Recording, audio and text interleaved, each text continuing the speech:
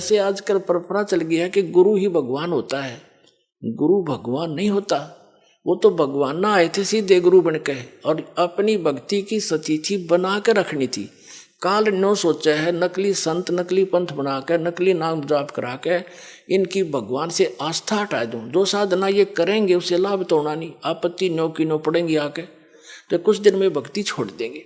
और परमात्मा सोच क्रियाएं करता है, आप भी आते हैं, कोई एक आधा संत भी भेज देते हैं, तो अधिकतर स्वयं ही आए हैं मालिक ने, और स्वयं ही वो काम करा जो भगवान किया करते हैं।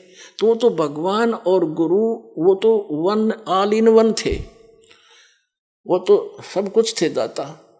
लेकिन अन्य जो गुरु है वो गुरु है और भगवान अन्य है। गुरु परमात्मा का पुजारी होता है और उससे मिलाने वाला मीडिया होता है। गुरु भगवान नहीं होता, भगवान तो भगवान ही होता है।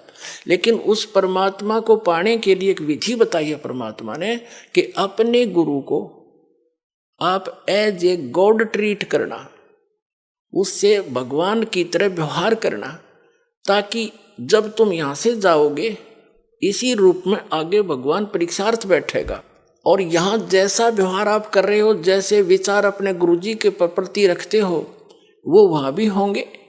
तो वहां जैसी आपकी व्यवहार विचार त्रुटि युक्त होंगे तो वहां से आपको रिजेक्ट कर दिया जाएगा, फिर वापस गिर जाओगे। तो इसलिए परमात्मा कहते हैं गुरु मानुष कर जानते ते नरकइये अंध, महादुखी संसार में आज्ञा काल के फंद।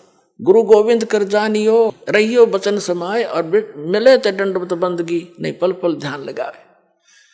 अब कहने का भाव क्या है कि जैसे ये दास है, इस दास के स्थान पर भगवान आ सकते थे, वो आ जाएं, और आप उनको खोज रहे हो भगवान अब यहां आ जाए, वो भगवान आपका कैसा व्यवहार होगा, जैसा इस दास के प्रति आपका है। अब उस परमात्मा के प्रति जो आपका भाव बनेगा, और वो भाव इस दास के प्रति नहीं है, तो वहां भी नहीं बनेगा आपका फिर उसके प्रति। अब जैसे परमात्मा यहाँ आ जाए आपको, जिसकी आप खोज कर रहे हो, तो किस प्रकार लपटोगे उसके चरणों में, रोगे, मुंह की तरफ देखोगे, 100 बार शुक्र मनाओगे, भगवान बड़े भाग जाएंगे, दर्शन होगे।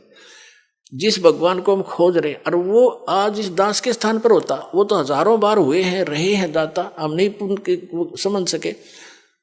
उसको जन साधारण एक भक्त संत समझ कर हमने उनसे डील किया। आप जो व्यवहार मेरे से कर रहे हो ऐसा उसके साथ करोगे, तो परमात्मा वहां जब जाएगा तो यहाँ ये सोचकर हमने गुरुदेव से डील करना चाहिए कि मान लियो भगवान बैठे हमारे सामने, भगवान के सामने कपट से बात नहीं की जा सकती। जो वचन जो आदेश देव श्रोधार्य ही होना चाहिए, अपनी नहीं चलानी चाहिए, क्योंकि वो आपके हितैषी हैं, आपका बुरा नहीं चाहते, केवल भले के लिए आपको आदेश देंगे, ऐसा नहीं करना, ऐसा नहीं करना, केवल ऐसा ही करना। तो ये तुम वचन मानोगे तो भगत बनोगे और आपका कल्याण होगा। यहाँ कहते मुख पर वचन करे पर माना, और घर पर जाके करे विज्ञाना। मुख पर तो गुरु जी की बात मान ले, हाँ जी हाँ जी, और घर जाके न सोचो ना, नो थोड़ा ऐसे थोड़ा करना है, बताइए मर्यादा कैसे छोड़ेंगे, तो फिर के खाक से सो तुम।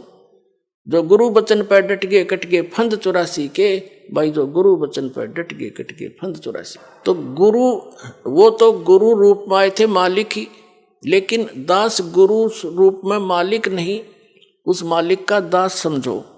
लेकिन गुरु को भगवान के तुल मानने से आपकी समस्या हल होगी, नहीं तो होए को नहीं। जैसे एक मैथमेटिक्स का, एक गणित का प्रश्न होता है ऋण का, उसमें मूलधन ज्ञात करना होता है। तो मूलधन तो होता करोड़ों रुपए में, अरबों में। उस अरबों करोड़ों वाले मूलधन को प्राप्त करने के लिए मानना पड़ता है, मान लीजिए मूलधन 100 रुपये। वो मूलधन 100 रुपये होता नहीं, लेकिन उसको मूलधन मानने बिना वो करोड़ों अरबों वाला मूलधन आपको मिल नहीं सकता। तो जो परमात्मा है वो तो परमात्मा है, वो तो समर्थ है, लेकिन उस समर्थ को पाने के लिए इस दास को आपने मानना पड़ेगा मूलधन, यानी गुरु मान ले भगवान।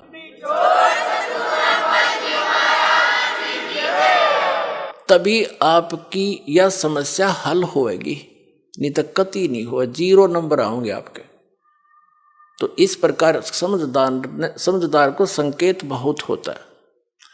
अब प्रसंग चल रहा है कि फिर जब भक्ति मार्ग पर चल पड़ते हैं, घना सामान धर के सिर पर नहीं चला जाता है, ये परंपराएं हटानी पड़ेंगी। और जैसे भगवान रखे न्यो रहना पड़ेगा, जैसे कर का जहर का रंग हो रही हो, कहो कौन थी। सर नमस्कार। नमस्कार सर, क्या शुभ नाम है आपका? भक्त सोमदास। कहाँ से आए सर आप? पंजाब से, हम डिस्ट्रिक्ट तहसील पठानकोट से। संत रामपाल जी महाराज से नाम दीक्षा लेने के बाद आपको क्या लाभ मिले? संत रामपाल जी की शरण में जाने से बाद हमको बहुत से लाभ मिले हैं, लेकिन मैं थोड़े से बड़े बड़े लाभ बताऊंगा। सबसे पहले ये बात है कि हमारे घर में लड़ाई, हमारे घर में बीमारियां रहती थी, कोई बीमार। सबसे बड़ी बात यह है कि मेरा एक छोटा भाई था, वो बीमार रहता था, बहुत देर से बीमार था, 10 साल से बीमार था। वो मेंटली डिस्टर्ब था और वो कहीं भी ठीक नहीं हो रहा था। हम इतने देवी देवताओं को मान रहे थे, सबको पूज रहे थे, मधु परमहंस के पास भी 2-3 बार गए और वहाँ भी प्रार्थना लगाई, कहीं भी वो ठीक नहीं हो रहा था। और जैसे ही हम संत रामपाल जी की शरण में गए और उनसे प्रार्थना लगाई और गुरुजी ने सिर पर हाथ रखा और बोला कि ये धीरे धीरे ठीक हो जाएगा। और आज वो संत रामपाल जी की कृपा से वो ठीक हो रहा है, 100 से 80% वो ठीक हो गया। और गुरुजी ने बोला था कि ये धीरे धीरे बिल्कुल ठीक हो जाएगा। और मैं लाभ बताना चाहता हूँ कि एक बार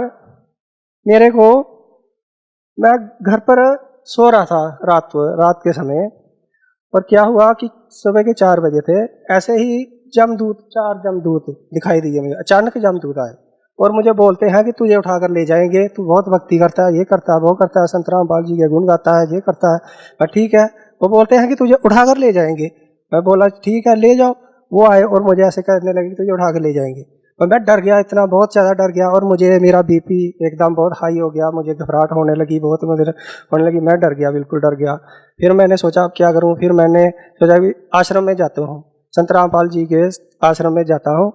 फिर मैंने सुबह ही घर से तैयारी की और संत रामपाल जी के आश्रम में बरवाला चला गया के लिए घर से निकला और चला गया। और सुबह जब हम वहाँ पहुँचे तो फिर जब भी गुरु जी के दर्शनों के लिए हम लाइन में लगे थे, एक भक्त था, मैंने भक्त से बात की भी, ऐसे बात हुई। भक्त ने बोला कि आपको लाइन में नहीं लगना, आपको मैं सीधे गुरु जी से ले जाता हूँ और गुरु जी से बात करवाता हूँ, संत रामपाल जी महाराज जी से। और वो जैसे ही मुझे संत रामपाल जी महाराज जी के पास ले गया, मैं दर्शनों के लिए खड़ा हो गया लाइन वहाँ पर, और गुरु जी से प्रार्थना लगाई। जैसे ही गुरु जी मेरे पास आए और मुझे देखा, मेरे सिर पर हाथ रखा और मैंने बोला गुरु जी ऐसे ऐसे, वो बोलते हैं मुझे कि तुझे जमदूत बोलते हैं कि तुझे उठा कर ले जाएंगे। गुरु जी ने जैसे ही मुझे देखा और मुझे बोला देख कैसे ले जाएंगे, उठा कर ऐसे ही ले जाएंगे, तेरे को उठा के कैसे ले जाएंगे, नहीं ले जा सकते तेरे को उठा के। फिर बोला कि अब जाओ, आपका नाम खंड हो गया है, आप दोबारा नाम लो और भक्ति पर ध्यान दो। और मैंने ऐसे ही किया। और फिर गुरु जी बोले कि देख कैसे डर गया है। तो मैं सचमुच उस वक्त बहुत डर गया था, बहुत इतना डर गया था कि अब मैं नहीं बचूंगा। तो आज तक देख लो, जब मैं ठीक ठाक हूँ, मुझे कुछ नहीं हुआ।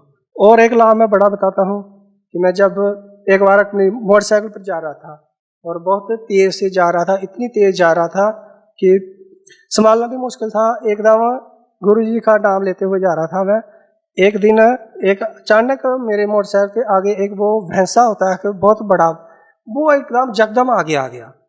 वो आगे आ गया, जब आगे आ गया तो मेरे से बाइक संभाली नहीं गई। मैंने सोचा अब जे इससे बच गया, इसके साथ एक्सीडेंट हो गया। मैंने ऐसे हाथों को ऐसे किया और ऐसे आंखें बंद कर ली, अब सोचा कि अब जे बच गया इसके हाथ, अब मैं नहीं बचूंगा। जैसे मैंने ऐसे आंखें बंद कर ली और जैसे आगे जाके थोड़ी आंखें खोली तो मैंने देखा कि वो भैंसा ऐसे किसी ने ऐसे निकाल दिया उसको आगे से, और मेरे 1 रोज तक नहीं आई, मेरा एक्सीडेंट भी नहीं हुआ और मैं बच गया। और लाभ मैं एक बताता हूँ कि मैं जब भी खाना खाता था और मेरे खाने से, सब्जी से, दाल से कुछ भी खाता था, जो जैसे सिर के बाल होते हैं, जैसे बाल, ये उनमें से निकलते थे, हर बार निकलते थे। जितनी बार, 2 बार, 3 बार, 4, किसी के घर में भी जाना, खाना खाना, वो बाल निकलते थे। मैं सोचता था ये बाल कहाँ से आते हैं, किसके होते हैं, कैसे होते हैं। बाल भी सफेद नहीं, काले बाल होते थे। जैसे ही मैंने संत रामपाल जी से नापदेश लिया, पहले दिन से दूसरे दिन जब मैं घर में आया और देखा वो बाल निकलना बिल्कुल बंद हो गई। आज तक वो बाल नहीं निकले। और जो भी मेरे शरीर में छोटी मोटी बीमारियां रहती थी, कोई जे बीमारी कभी जो आज तक वो बीमारियों से भी मैं छुटकारा है। बहुत बहुत धन्यवाद। सच है।